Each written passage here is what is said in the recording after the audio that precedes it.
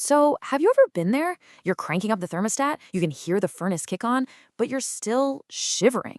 It's running, it's making noise, but the house just isn't warm. Well, today we're going to get to the bottom of why your furnace might be getting a bad rap. I mean, this quote right here, it hits home for so many of us, right? Especially if you live somewhere like Oklahoma, where the weather is all over the place. You do the right thing, you call the tech, you pay the bill, and you're still cold. It's maddening. So, that's the big question, isn't it?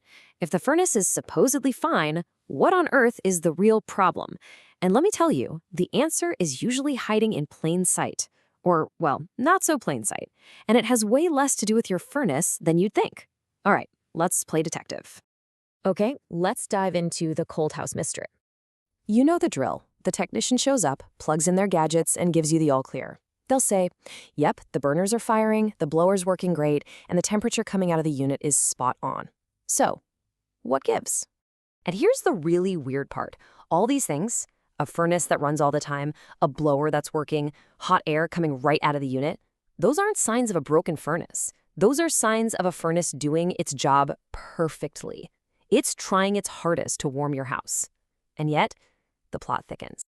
All right, let's think about this. If your furnace is the heart of the whole system, just pumping out all this wonderful heat, where's it all going? I mean, it has to get from the heart to the rest of the body, right? It needs a delivery system. And boom, there it is, our number one suspect, your ductwork. It's basically the arteries and veins of your house, this hidden network that's supposed to carry all that warm air to every room. And, it doesn't matter how strong your heart is if your arteries are clogged or leaking, right? Same exact principle here. This right here is the absolute key. Creating heat and delivering heat are two totally different jobs. The furnace, its job is to make the heat. But the ductwork, its job is to get that heat where it's supposed to go. And if that delivery system fails, all that beautiful, expensive heat is just gone. So let's take a closer look at our suspect. How exactly does this ductwork go bad, usually without us even knowing it's happening?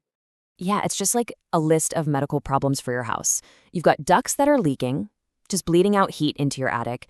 You've got ducts that have been crushed, which is like a total blockage. And you've got connections that just wiggle loose over the years. Any one of these things can stop that warm air from ever making it to, you. Okay, get ready for this number because it's a big one, 30%. That means in a lot of homes, for every dollar you spend on heating, 30 cents of it is just vanishing into thin air, literally. It's heating your attic or your crawl space, not your family. And you're footing the bill. And if you live somewhere like Oklahoma, oh man, it gets so much worse. Think about what your attic goes through. It can be freezing at night and then bake at over 140 degrees in the afternoon. All that expanding and contracting, it just tears your ductwork apart. The seals crack, the joints separate, and you end up with massive holes. All right, so how can you figure out if this is happening in your house? Let's talk about the clues you can look for to see if your system is actually healthy. Okay, check this out. On the left, we've got normal behavior. A couple of degrees difference between rooms, totally fine. But if you see stuff from the right column, warning bells should be going off. I mean, if one room is way colder than the others, or you hear that weird whistling sound, big red flags. And that thing where the furnace kicks on and off really fast, that's called short cycling. It's often the furnace's own safety system screaming for help because a blocked duct is causing it to overheat. All right, we have to bust this myth right now. We've all done it, right? Close the vents in a room we're not using, thinking it'll push more hot air somewhere else. Nope, it does not work that way. All you're doing is creating a huge pressure backup in the system. It's like putting your thumb over the end of a garden hose. It just strains the whole thing and can seriously damage your furnace. So rule number one, keep all those vents open. So why is this whole thing so misunderstood? It's really simple. Out of sight, out of mind.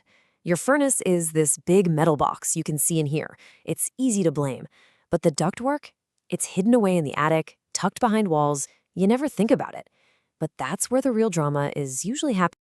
Okay, so we've found the problem. Now for the good part, the solution. The great news is this is totally fixable. Let's talk about the right prescription. So, what can you do about it? Well, here's your game plan. Step 1 is a little DIY checkup.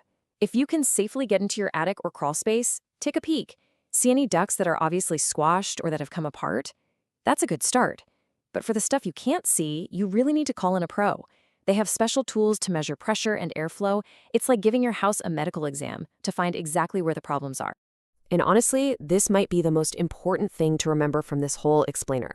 A lot of people think the answer is a big, expensive new furnace, but so often, the best money you can spend is on fixing the delivery system you already have. Sealing and insulating your ducts can make a bigger difference to your comfort and your wallet than a brand new heating unit. So, I'll leave you with this one question to think about. Is your furnace really working harder than ever?